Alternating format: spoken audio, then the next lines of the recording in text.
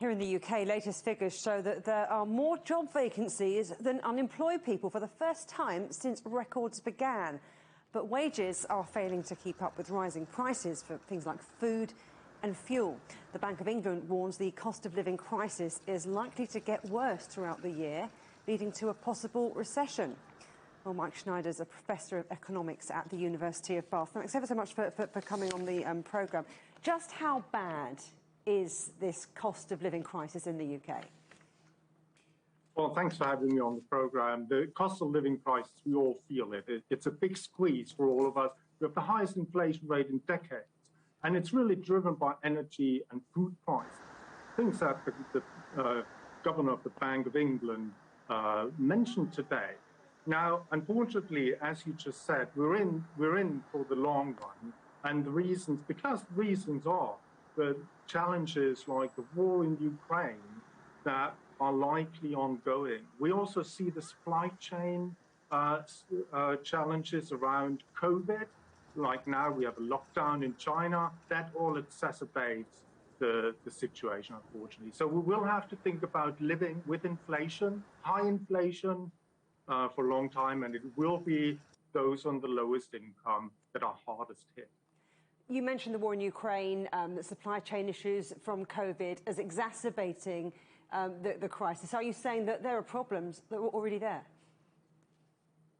Yeah, there are problems that are already there. I mean, we see with the supply chain problems that we have with semiconductors, for example, that are produced in China. We see that wheat can't be shipped out of Ukraine, increasing food prices. So those are issues that need to be resolved for prices to come down. And the Bank of England tries to battle inflation now with high interest rates, but has to tread carefully not to reduce economic growth too much by increasing the interest rate to too high a level. So those are the challenges that we face. Let's talk about the jobs, because for the first time since record began, there are more job vacancies than unemployed people to fill them. And what does that mean for the economy?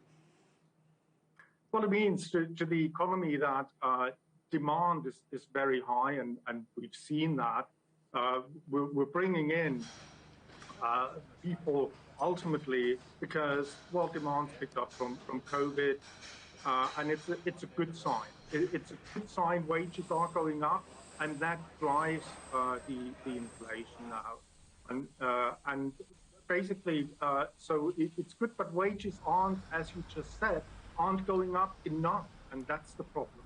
So we're bringing in people also on lower incomes, but wages are not making up the high inflation, and this is the cost of living crisis that we see. You talk about having to concentrate more on living within our means, but so let's talk about what happens next, because we've had some pretty tone-deaf suggestions from ministers for people to take on extra jobs, work longer hours, maybe spend less on meals. Should there be more state intervention? Well, in principle, there are external factors that we discussed, like the Ukraine war, like COVID, that we can't push away. So it will be over a certain period of time, temporary, likely over a 2-year period. That's what the Bank of England forecasts, where things will need, that's the time frame they need to get back to normal, basically.